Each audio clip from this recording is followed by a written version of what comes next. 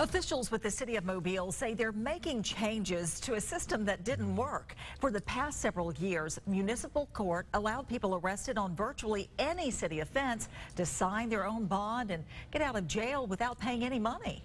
As News 5's Chad Petrie reports, they're now trying to get a handle on the problem it's created. This was the scene 3 months ago when two men barged into the cheese cottage in Mobile, taking nearly $2 grand in cheese and wine. One of the men arrested was Robert Hawthorne, no stranger to police. Because of our high-definition camera system, when the detective was assigned, there was already knowledge of this individual. The most striking part about Robert Hawthorne's record is how many times he's been arrested.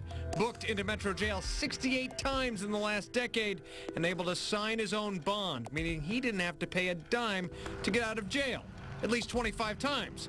Jail records indicate Hawthorne served multiple short sentences in Metro Jail, then from 2016 to 2017 was able to sign out on his own recognizance, sometimes on back-to-back arrests. Classic example of us not knowing. They allowed that person to come in and go out, come in and go out.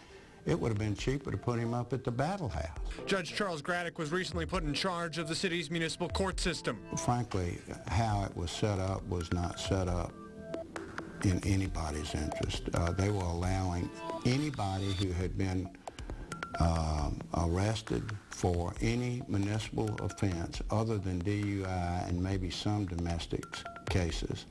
Anybody arrested for anything was allowed to sign their own bond. Bail bondsmen say the problem came to a head about a year ago when people who signed their own bond didn't go back to court. 70 to 80% of them is just municipal tickets. That's what we have the main problems on. The main criminals go to court on the harder cases. You'll be surprised. But these people that get tickets, they don't think they have to report to court, and they don't, and then there's no punishment. They just got warrants and they're just out there. Graddick says he can't pinpoint why the city started allowing suspects to sign their own bonds for free, saying one of the potential reasons was easing the burden on the jail and costs for the city. I think it was tried to see if it worked, and frankly it was not working. In the last month, Graddick says municipal court has begun requiring accused criminals in municipal court to pay cash bonds on several offenses that used to be a signature and a promise to return to court.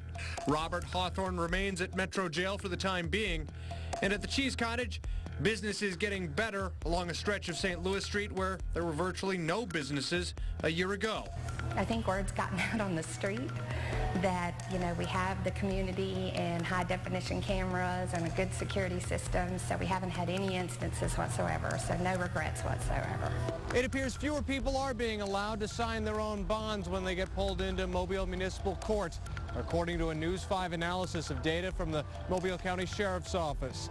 The number of people allowed to sign their own bonds in April dropped by 2/3 from where it was in January. In Mobile, Chad Petrie, WKRG News 5.